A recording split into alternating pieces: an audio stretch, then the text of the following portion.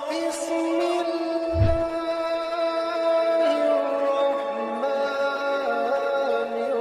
الرحیم۔ اللہ کے نبی نے خبردار کیا اور خود مولا علی نے بھی خبردار کیا۔ اللہ کے نبی نے فرمایا اے علی،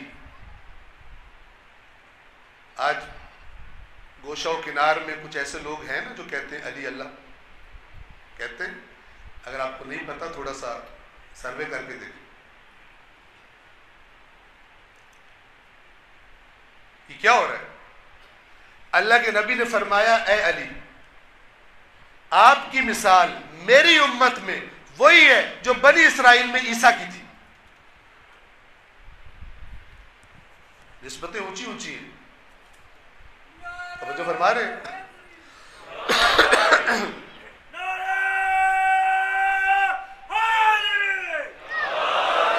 ایک تو اپنے بعد کے لیے نسبت بتائی نا کہ جب مدینہ میں چھوڑ کے جا رہے تھے تبوک کے سفر پر، اور مولا کو فرمایا تھا کہ علی آپ لوگوں نے تانے دیے کیوں چھوڑ کے جا رہے ہیں، کوئی ناراضگی تو نہیں ہوگی، کوئی بات تو ہے۔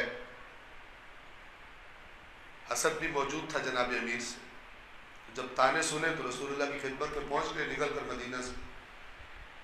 اب دشمنوں نے تو برا چاہا لیکن وہ میڈل مل گیا علی کو رسول اللہ سے جس جیسا میڈل ملا ہی کسی کو نہیں۔ کبھی کبھی دشمن بھی باعث سے خیر ہو جاتا ہے، تو وہ مقام تھا جب اللہ کے نبی نے فرمایا علی کیا آپ اس پہ راضی نہیں ہیں کہ آپ کی میرے ساتھ وہی نسبت ہو جو ہارون کی موسیٰ کے ساتھ تھی، مگر ایک فرق کہ میرے بعد کوئی نبی نہیں آنا۔ وہ ایک مقام یہاں پہ فرمایا اے علی، یہ والی حدیث بھی پڑھ کے سنانی چاہیے اسی جوش اور ولولے کے ساتھ، ٹھیک ہے نا، تاکہ دونوں تصویر کے رخ سامنے آ جائیں۔ فرمایا اے علی، آپ کی مثال میری امت میں وہی ہے کہ جو بنی اسرائیل میں عیسیٰ کی مثال تھی۔ آپ کو پتہ ہے نا حضرت عیسیٰ جس قوم میں آئے تھے وہ بنی اسرائیل تھی۔ وَرَسُولًا إِلَىٰ بَنِي إِسْرَائِيل، حضرت عیسیٰ کے بارے میں قرآن کہتا ہے، اور ہم نے ان کو رسول بنا کر بھیجا بنی اسرائیل کی طرف۔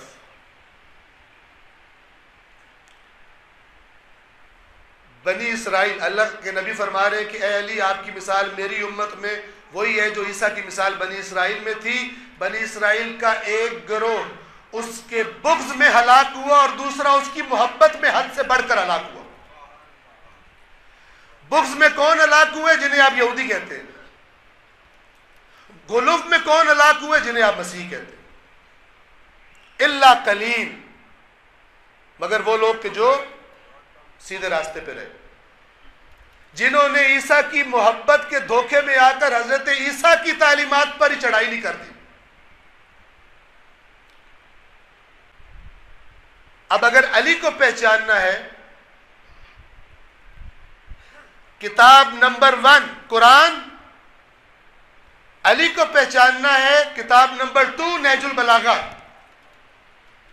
اور آپ ارد گرد دیکھ لیجئے یہ دونوں کتابیں علی کے چاہنے والے کتنی پڑھ رہے ہیں، کتنی پڑھ رہے ہیں۔ وہ بندہ آپ کو اپنے آپ کو کبھی دین کے اعتبار سے صحت مند نہ سمجھے جس کی دینی معلومات صرف سننے پر موقوف ہیں، بچپن سے لے کے جوانی اور جوانی سے لے کے بڑھاپے تک صرف سننے پہ زور رکھا ہے، اتنی زحمت نہیں کر سکا کہ اللہ کی کتاب کو دیکھ لے، نہج البلاغہ کو دیکھ لے، صحیفہ کاملہ کو دیکھ لے۔